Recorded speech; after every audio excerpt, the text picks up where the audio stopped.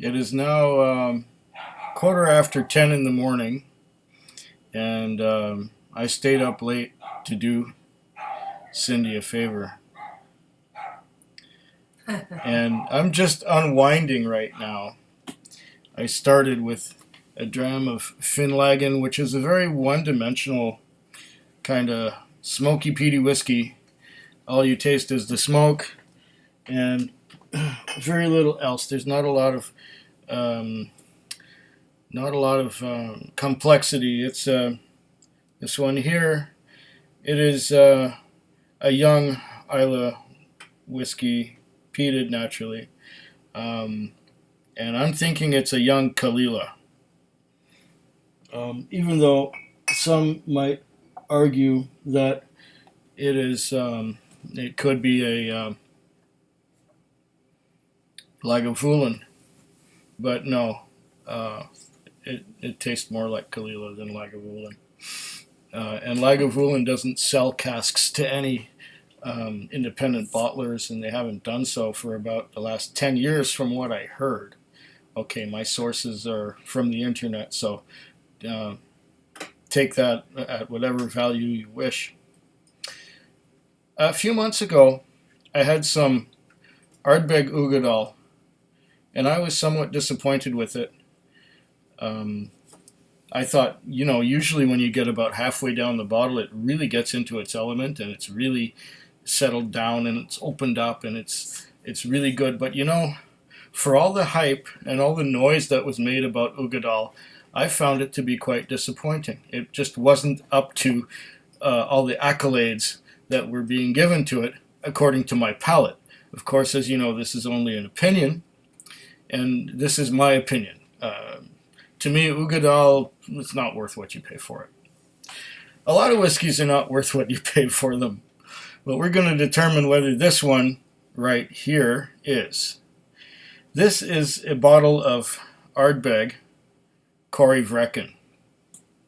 It's named after a whirlpool between the islands of Isla and Isle of Jura, and it's apparently the second largest whirlpool in all the world. Now, who would have thought? And they named this whiskey after the whirlpool, where some prince of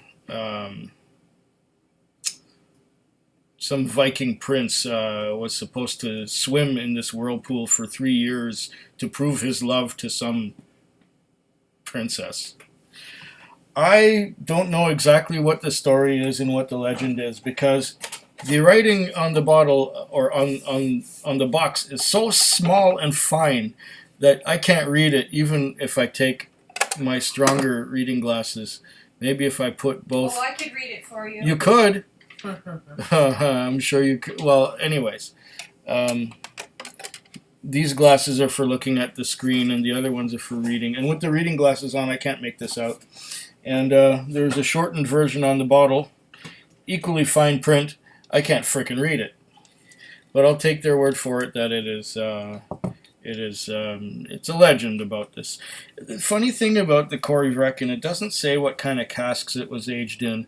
I'm assuming ex-bourbon, and I don't know if there's maybe some Sauterne cask. I'll have to taste it to know. And yes, I will have to taste it.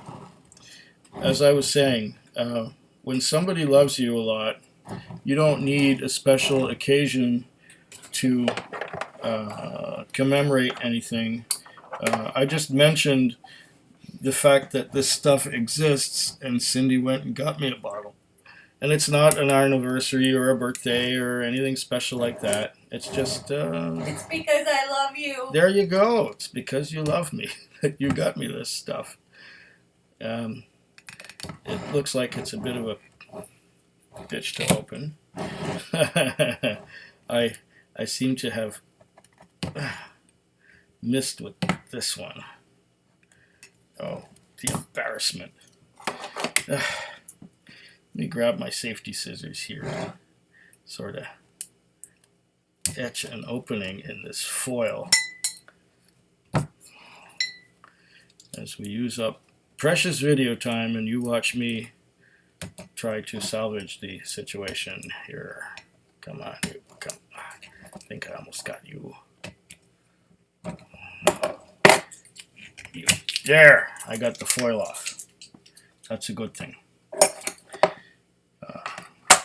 I think they made these tamper-proof. Here we go with the... Okay, ready?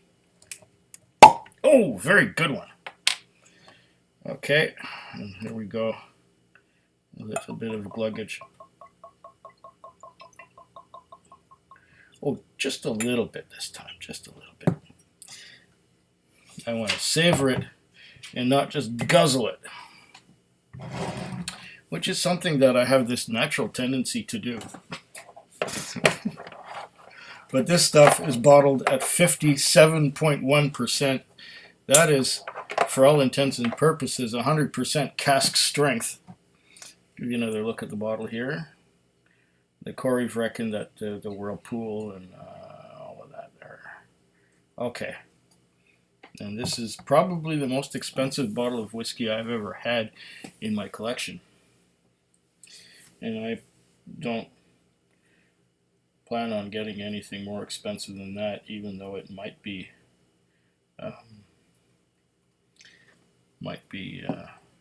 tempting.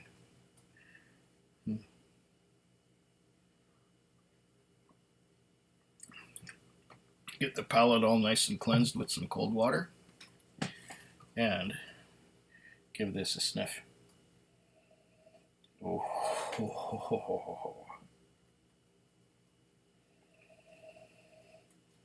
Right away, I'm getting the impression that there is some, there's a very sweet note to it. I think this was aged somewhat in ex-bourbon and somewhat in Sauternes casks, as was told to me at the Whiskey Festival.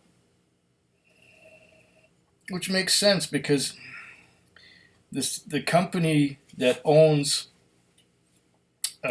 Ardbeg is the Glenmorangie, and I did a Glenmorangie Nectar D'Or video not long ago. This is that stuff, and this stuff is aged in it's finished in a a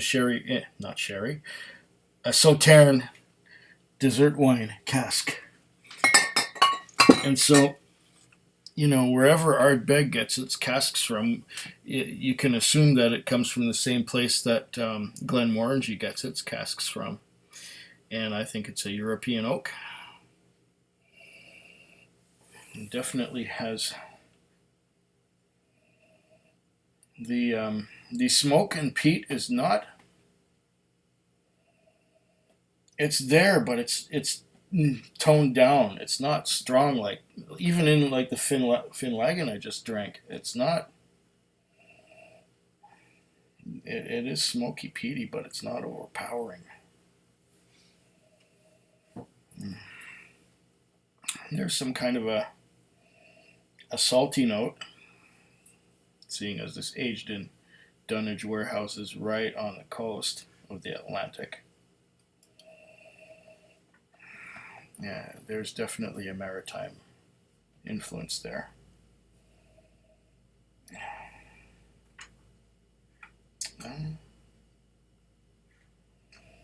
What else am I getting? Yeah, there's a sweet, like a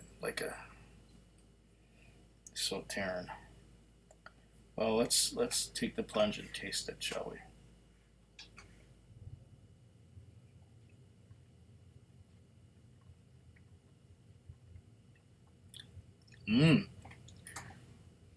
Oily, peaty. It has a certain finesse that lesser Islay single malts don't have, with the exception of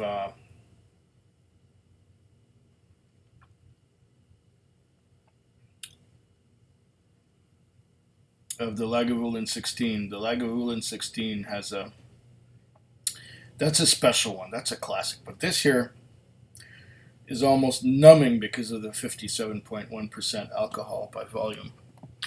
Even though it's that strong, you don't taste so much the alcohol. You taste all the other complexities that are going on. You're tasting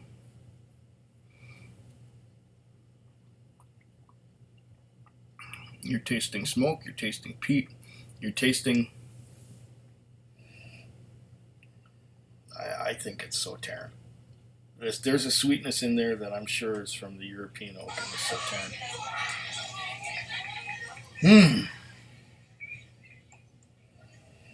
You know what? This beats hands down the Ugadal and even the 10-year-old Ardbeg. This is fine.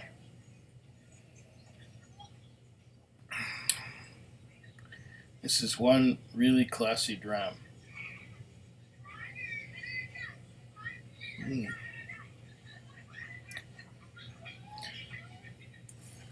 Mostly a winter drink. Yeah. And here it is springtime. But, you know, I can hold on to the bottle for a while. I don't necessarily. The trouble with it is this stuff is so good that it drinks fast. Cindy, thank you. I love you. Oh, I know you do, honey. You have done me very good, but I won't come near you with my breath. Oh, it's because you know it's smoky and tarry. Well, it's not tarry. No, there's that sweetness that takes the edge off the tar.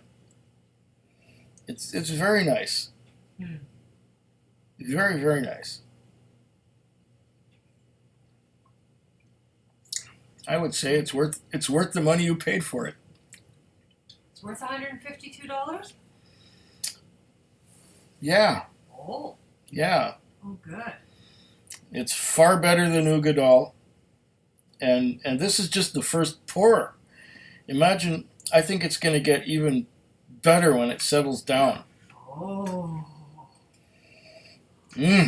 Oh.